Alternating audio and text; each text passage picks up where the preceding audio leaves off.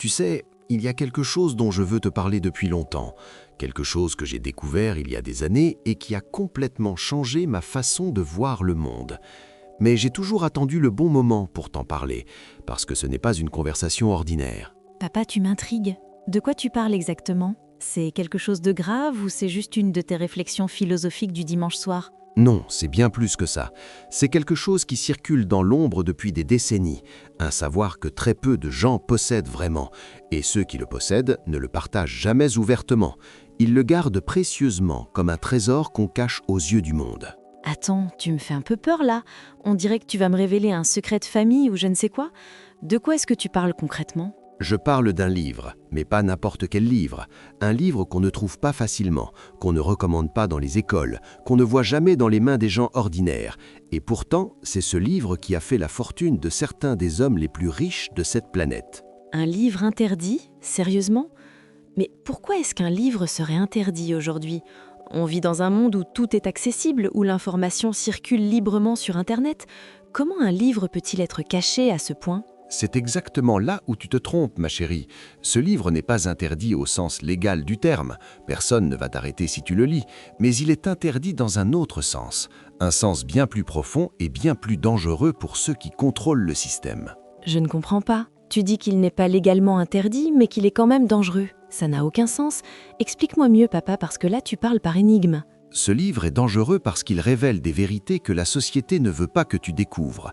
Des vérités sur la façon dont l'argent fonctionne vraiment, sur la façon dont les riches pensent différemment de nous, sur la façon dont le système est construit pour maintenir les pauvres pauvres et les riches riches. Donc, tu es en train de me dire qu'il y a une sorte de complot, que les riches cachent volontairement des informations pour que les autres ne puissent pas s'enrichir? C'est ça ton message? Ce n'est pas un complot au sens où tu l'imagines. Ce n'est pas un groupe secret qui se réunit dans des caves pour décider qui sera riche et qui sera pauvre. C'est beaucoup plus subtil que ça. C'est un système qui s'est construit naturellement au fil du temps et qui favorise ceux qui comprennent ses règles. D'accord, mais quel est le rapport avec ce livre? Qu'est-ce qu'il contient de si spécial pour que tu me dises qu'il crée des millionnaires? C'est une sorte de manuel magique ou quoi? Non, ce n'est pas de la magie, et c'est justement pour ça que la plupart des gens ne le comprennent pas quand ils le lisent. Ils s'attendent à trouver des formules, des secrets, des astuces rapides pour devenir riches, mais ce livre ne donne rien de tout ça. Il fait quelque chose de bien plus puissant. Quoi alors? Qu'est-ce qu'il fait si ce n'est pas donner des solutions concrètes? Pourquoi est-ce que tant de millionnaires le considèrent comme important? Ce livre transforme ta façon de penser. Il ne te dit pas quoi faire, il te montre comment voir le monde différemment, comment comprendre que la richesse ne commence pas dans ton compte en banque, mais dans ton esprit, dans ta capacité à percevoir des opportunités là où les autres ne voient rien. Ça sonne bien en théorie, papa, mais concrètement, est-ce que tu peux me donner un exemple de ce que ça veut dire? Parce que là, pour l'instant, ça reste très abstrait pour moi. Imagine deux personnes qui se promènent dans la même rue. L'une d'elles ne voit que des magasins, des voitures, des passants, rien de particulier, tandis que l'autre voit des opportunités partout. Elle voit un local vide et elle imagine un business. Elle voit une file d'attente et elle comprend qu'il y a une demande. Elle voit un problème et elle pense immédiatement à une solution qu'elle pourrait vendre. Donc, tu veux dire que les riches ont juste une mentalité différente, qu'ils voient des choses que nous ne voyons pas, et ce livre nous apprend à développer cette vision? Exactement. Mais ce n'est pas aussi simple que ça en a l'air, parce que pour développer cette vision, il faut d'abord détruire toutes les croyances limitantes que la société a implantées en toi depuis ton enfance. Toutes ces idées sur l'argent, sur le travail, sur ce qui est possible ou impossible. Attends, tu es en train de me dire que tout ce qu'on nous a appris à l'école, tout ce que la société nous dit sur la réussite et l'argent, c'est faux ou manipulé? Je ne dis pas que c'est volontairement faux, mais je dis que c'est incomplet. Que le système éducatif n'a jamais été conçu pour créer des entrepreneurs ou des millionnaires. Il a été conçu pour créer des employés obéissants, qui suivent les règles et qui ne remettent jamais en question le système. C'est assez radical comme vision, papa. Tu ne penses pas que tu exagères un peu? Après tout, beaucoup de gens réussissent en suivant le chemin traditionnel, en allant à l'école, en trouvant un bon travail.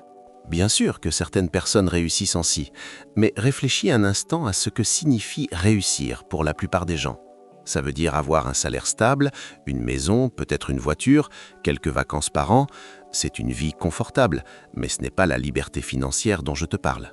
Et ce livre, il parle de cette liberté financière? Il explique comment y arriver, comment sortir du système pour créer sa propre richesse? Il ne donne pas de recette toute faite, parce qu'il n'y en a pas. Chaque personne doit trouver son propre chemin. Mais ce livre te donne les principes fondamentaux, les lois immuables qui gouvernent l'argent et la richesse, des lois que personne ne t'enseigne à l'école. Pourquoi personne ne nous enseigne ces lois si elles sont si importantes? Pourquoi est-ce que ce savoir reste caché ou réservé à une élite? Parce que si tout le monde comprenait vraiment comment fonctionne l'argent, si tout le monde développait une mentalité de riche, le système s'effondrerait. Il n'y aurait plus personne pour faire le travail ingrat, plus personne pour accepter des salaires médiocres, plus personne pour rester prisonnier d'un emploi qu'ils détestent. Donc tu penses vraiment qu'il y a une volonté de maintenir les gens dans l'ignorance?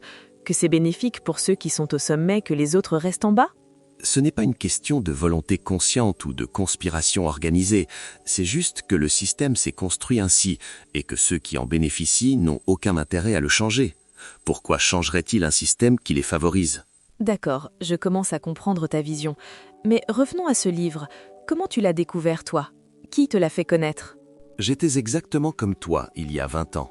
Je travaillais dur, je suivais les règles, je faisais ce qu'on m'avait dit de faire. Et pourtant, je sentais qu'il me manquait quelque chose, que je tournais en rond sans jamais vraiment avancer vers une vraie liberté.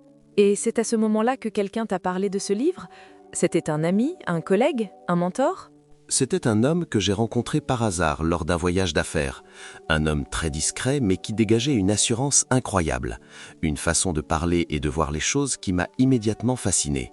Et à la fin de notre conversation, il m'a simplement dit qu'il y avait un livre que je devais absolument lire. Et tu l'as lu immédiatement. Est-ce que ça a changé ta vie du jour au lendemain? Ou est-ce que ça a été progressif? Je l'ai lu 3 fois avant de vraiment commencer à comprendre ce qu'il disait, parce que la première lecture m'a laissé perplexe. Je m'attendais à des révélations spectaculaires, mais j'ai trouvé des concepts simples qui semblaient presque évidents. Et ce n'est qu'à la 3e lecture que j'ai réalisé à quel point ces concepts simples étaient en réalité révolutionnaires. Qu'est-ce qui a changé concrètement dans ta vie après avoir intégré ces concepts? Est-ce que tu as gagné plus d'argent? Est-ce que tu as lancé des projets? J'ai d'abord changé ma façon de penser l'argent. J'ai arrêté de le voir comme quelque chose de rare et difficile à obtenir. J'ai commencé à comprendre que l'argent n'est qu'un outil, un moyen d'échange qui circule constamment et qui va naturellement vers ceux qui créent de la valeur. Créer de la valeur. Tout le monde parle de ça aujourd'hui. Mais qu'est-ce que ça signifie vraiment dans le contexte de ce livre? Créer de la valeur signifie résoudre des problèmes pour les autres, répondre à des besoins, faciliter la vie des gens d'une manière ou d'une autre. Et plus la valeur que tu crées est importante, plus l'argent viendra naturellement vers toi sans que tu aies à le poursuivre désespérément. Mais papa, beaucoup de gens travaillent dur et créent de la valeur sans devenir riches pour autant. Comment tu expliques ça? Parce qu'ils créent de la valeur pour quelqu'un d'autre. Ils travaillent dans le système de quelqu'un d'autre. Ils échangent leur temps contre de l'argent. Et le temps est la ressource la plus limitée qui existe. Quand tu échanges ton temps contre de l'argent, tu places un plafond sur ce que tu peux gagner. Donc la clé serait de créer des systèmes qui génèrent de la valeur sans que tu aies besoin d'échanger ton temps constamment. C'est ça l'idée? Exactement. Et c'est un des principes fondamentaux que ce livre enseigne. Il te montre comment penser en termes de système plutôt qu'en termes d'heures travaillées. Comment créer des actifs qui travaillent pour toi au lieu que tu travailles toute ta vie pour de l'argent. C'est fascinant, papa. Mais pourquoi tu ne m'en as pas parlé plus tôt? Pourquoi avoir attendu tout ce temps pour me révéler tout ça?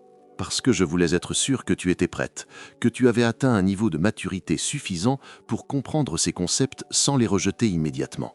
Beaucoup de jeunes personnes entendent ces idées et les trouvent trop théoriques ou trop éloignées de leur réalité. Et tu penses que je suis prête maintenant? Qu'est-ce qui te fait dire ça? Je te vois poser des questions sur ta vie, sur ton avenir, sur ce que tu veux vraiment accomplir. Je te vois chercher quelque chose de plus profond qu'un simple emploi stable. Et c'est exactement l'état d'esprit nécessaire pour absorber ce que ce livre enseigne. Donc ce livre ne s'adresse pas à tout le monde. Il faut être dans une certaine disposition mentale pour vraiment en bénéficier? Absolument. La plupart des gens ne sont pas prêts à remettre en question leurs croyances. Ils sont trop attachés à leurs certitudes, trop confortables dans leur zone de sécurité. Et ce livre demande précisément de tout remettre en question, d'accepter que peut-être tout ce que tu croyais savoir sur l'argent était faux. C'est intimidant comme perspective, papa. Ça veut dire que si je lis ce livre et que j'accepte ses enseignements, je vais devoir changer radicalement ma façon de vivre? Pas forcément changer radicalement du jour au lendemain, mais tu vas certainement commencer à voir les choses différemment, à prendre des décisions différentes, à saisir des opportunités que tu aurais ignorées avant. Et progressivement, ta vie va prendre une direction complètement nouvelle. Et les gens autour de moi, ma famille, mes amis, est-ce qu'ils vont comprendre ce changement ou est-ce que je vais me retrouver isolée avec cette nouvelle vision? C'est une excellente question et je ne vais pas te mentir. Beaucoup de personnes qui transforment leur mentalité se retrouvent effectivement isolées au début, parce que leur entourage ne comprend pas leurs choix, les trouve trop risqués ou trop ambitieux. Et c'est pour ça que les riches s'entourent d'autres riches. Donc tu es en train de me dire que si je veux vraiment appliquer ces principes, je vais devoir changer d'environnement, fréquenter des personnes différentes. Ton environnement façonne ta réalité bien plus que tu ne l'imagines. Si tu passes ton temps avec des gens qui se plaignent de l'argent, qui ont peur de prendre des risques, qui critiquent ceux qui réussissent, tu vas inconsciemment adopter les mêmes attitudes. Mais si tu t'entoures de personnes qui pensent en termes d'opportunités et de possibilités, ta vision du monde va complètement changer. C'est logique, mais c'est aussi difficile émotionnellement de s'éloigner des gens qu'on aime juste parce qu'ils ne partagent pas notre vision, non? Tu n'es pas obligé de t'éloigner complètement, mais tu dois être consciente que certaines personnes vont essayer de te retenir, de te décourager, de te ramener à leur niveau par peur de te perdre ou par jalousie. Et tu dois être suffisamment forte pour poursuivre ton chemin malgré leurs doutes. Papa, est-ce que toi, tu as dû faire ce choix? Est-ce que tu as perdu des amis ou créé des distances avec certaines personnes quand tu as changé ta mentalité? Oui, j'ai perdu des amis qui ne comprenaient pas pourquoi je prenais certaines décisions, pourquoi je quittais un emploi stable pour lancer mes propres projets, pourquoi je lisais des livres sur l'investissement au lieu de regarder le football avec eux, et ça a été douloureux mais nécessaire. Et tu ne regrettes pas ces choix? Tu ne te dis jamais que tu as peut-être sacrifié des relations importantes pour de l'argent? Je ne l'ai jamais fait pour l'argent, ma chérie. Je l'ai fait pour la liberté, pour avoir le contrôle sur ma vie, pour ne plus dépendre d'un patron ou d'un système qui décide de mon emploi du temps et de ma valeur. Et aujourd'hui, je peux dire que je ne regrette rien, parce que j'ai construit une vie qui me correspond vraiment. Mais ce livre dont tu parles, est-ce qu'il garantit vraiment qu'on va devenir millionnaire ou est-ce que c'est juste un outil parmi d'autres? Il ne garantit rien du tout. Et c'est justement pour ça que c'est un livre net. Il ne te promet pas la richesse facile, il ne te vend pas de rêves irréalistes, il te donne simplement les principes que tous les riches connaissent et appliquent. Mais c'est à toi de faire le travail, de passer à l'action, de persévérer malgré les échecs. Les échecs, tu en as connu beaucoup toi-même avant de réussir? J'en ai connu des dizaines. J'ai perdu de l'argent, j'ai fait des investissements désastreux, j'ai lancé des projets qui n'ont mené nulle part, mais chaque échec m'a appris quelque chose d'essentiel. Et surtout, il m'a appris à ne pas avoir peur de l'échec, parce que c'est le prix à payer pour la réussite. La société nous enseigne exactement le contraire, papa. On nous dit qu'il faut éviter l'échec à tout prix, qu'il faut jouer la sécurité. Comment est-ce qu'on surmonte cette peur? On la surmonte en comprenant que l'échec n'est pas le contraire de la réussite. C'est une partie intégrante du processus de réussite. Tous les millionnaires ont échoué à répétition avant de trouver ce qui fonctionne. Mais la différence, c'est qu'ils n'ont jamais abandonné. Ils ont appris, ajusté et continué. Et ce livre, il parle de cette résilience, de cette capacité à persévérer malgré tout? Il en parle, mais surtout, il te montre comment développer cette mentalité, comment voir les obstacles non pas comme des murs, mais comme des défis à surmonter, comment transformer chaque situation négative en opportunité d'apprentissage et de croissance. Papa, je sens que tu veux vraiment que je lise ce livre, mais tu ne m'as toujours pas dit son titre. C'est volontaire ou tu veux créer du suspense? Je ne t'ai pas dit son titre parce que je veux que tu comprennes d'abord pourquoi ce livre est important. Si je te donne simplement un titre sans contexte, tu vas peut-être le lire en diagonale sans vraiment saisir sa profondeur, et ce serait dommage. D'accord, alors dis-moi, qu'est-ce que je dois encore comprendre avant que tu me révèles ce titre mystérieux? Tu dois comprendre que ce livre va probablement te déranger, qu'il va remettre en question des choses en lesquelles tu crois fermement, qu'il va te demander de sortir de ta zone de confort intellectuel. Et beaucoup de gens abandonnent la lecture parce qu'ils ne sont pas prêts à affronter cette remise en question. Mais moi je suis prête, papa. Je veux comprendre, je veux changer ma façon de penser si ça peut m'aider à créer une meilleure vie pour moi-même. Alors, dis-moi ce que je dois savoir. Ce que tu dois savoir, c'est que la richesse commence toujours par une décision consciente de ne plus accepter la médiocrité, de ne plus te contenter de ce que la société attend de toi, de prendre le contrôle total de ta vie financière et de ton destin. Cette décision, tu l'as prise quand, toi? À quel moment exact de ta vie? Je l'ai prise un soir après avoir lu ce livre pour la deuxième fois. J'étais assis dans mon salon, il était tard, et j'ai soudainement réalisé que j'avais passé des années à blâmer les circonstances, le système, les autres pour ma situation, alors qu'en réalité, c'était moi qui avais choisi de rester dans cette position par peur et par ignorance. Et le lendemain, qu'est-ce que tu as fait de différemment? J'ai commencé à agir au lieu de simplement réfléchir. J'ai arrêté de chercher la perfection et j'ai commencé à expérimenter. J'ai investi dans ma première opportunité d'affaires, même si j'avais peur. Et ce premier pas, aussi petit soit-il, a déclenché une chaîne d'événements qui a complètement transformé ma trajectoire. Papa, tu me donnes vraiment envie de découvrir ce livre maintenant. Je sens qu'il y a quelque chose de puissant dans ce que tu me décris, quelque chose qui pourrait vraiment changer ma vie. Ce n'est pas le livre en lui-même qui va changer ta vie, ma chérie. C'est ce que tu vas décider de faire avec les informations qu'il contient. C'est ta capacité à passer de la connaissance à l'action. Parce que beaucoup de gens lisent ce genre de livre et ne changent jamais rien à leur vie. Pourquoi est-ce que les gens ne passent pas à l'action alors qu'ils ont accès à ces connaissances? Qu'est-ce qui les retient? La peur, le confort, les habitudes, le regard des autres, les croyances limitantes profondément ancrées depuis l'enfance. Il y a 1000 raisons pour lesquelles les gens préfèrent rester dans une situation médiocre mais connue plutôt que de risquer l'inconnu, même si cet inconnu pourrait les mener vers quelque chose de bien meilleur. Et comment on surmonte toutes ces résistances? Comment on trouve le courage de faire ce saut dans l'inconnu?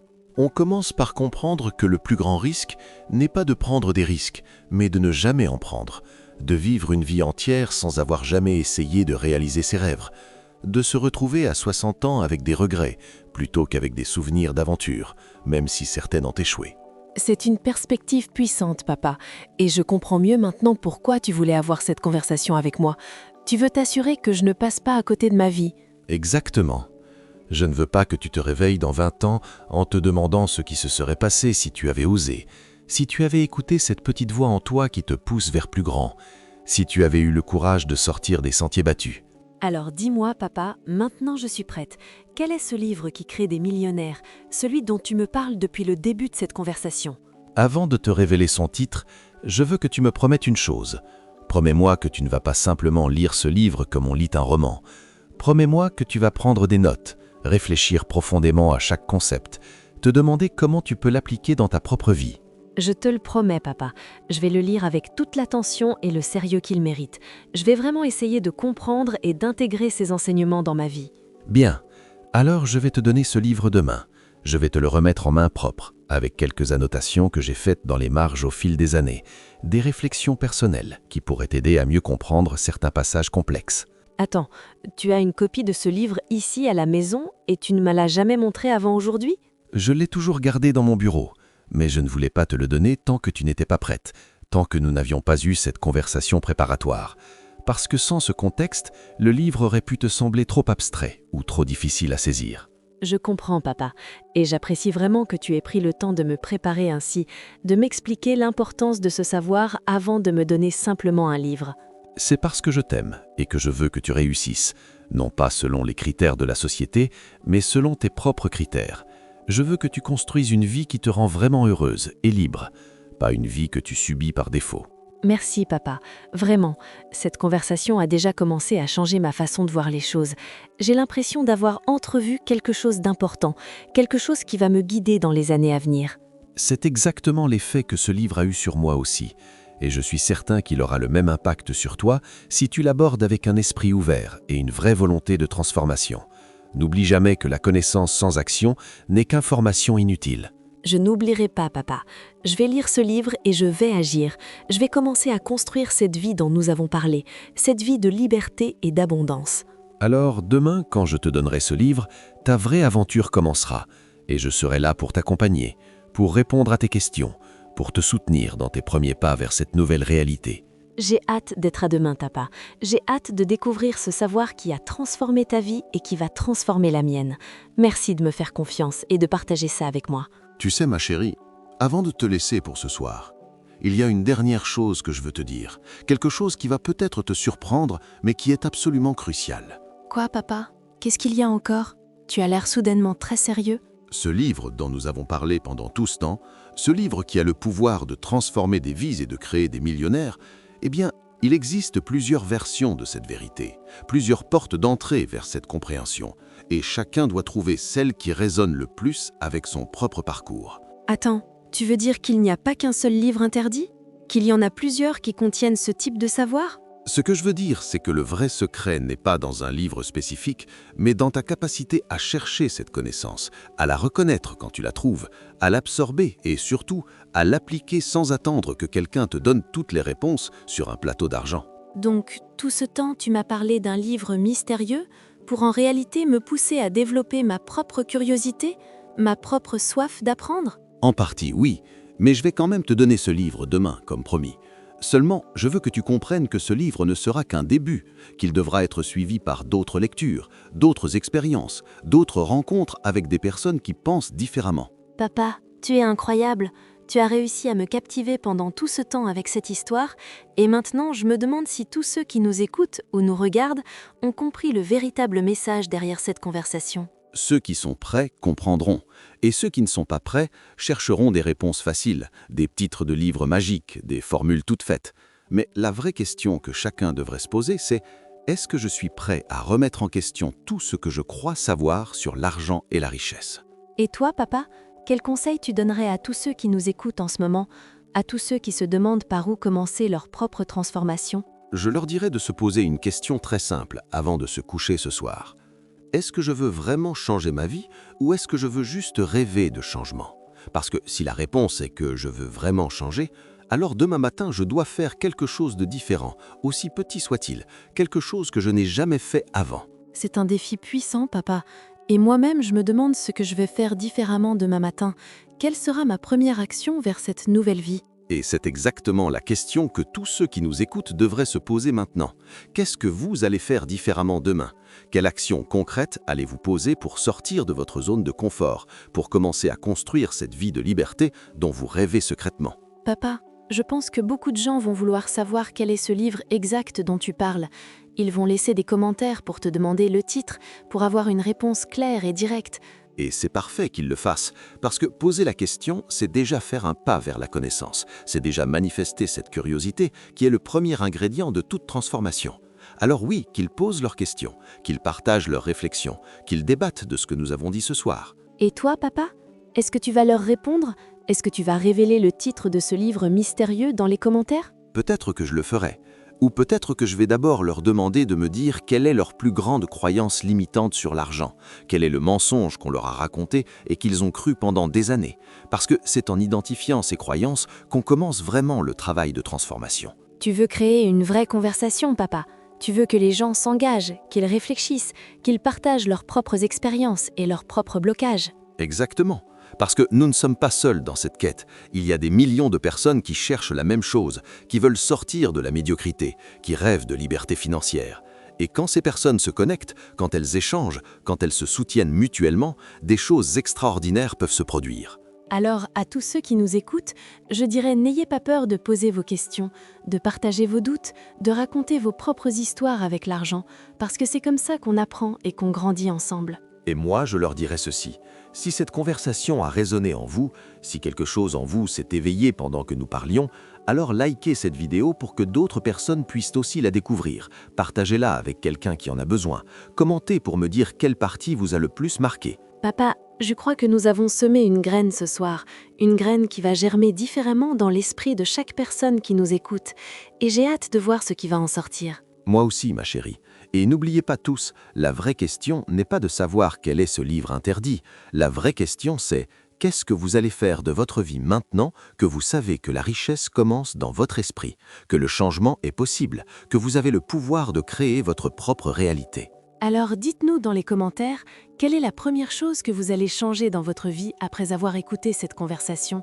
Quel est ce premier pas que vous allez oser faire demain matin? Et si vous voulez vraiment connaître le titre de ce livre, si vous voulez que je partage avec vous d'autres secrets que les riches connaissent, alors montrez-moi que vous êtes prêt en laissant un commentaire sincère, en partageant cette vidéo, en vous abonnant pour ne pas manquer la suite de cette aventure vers la liberté financière.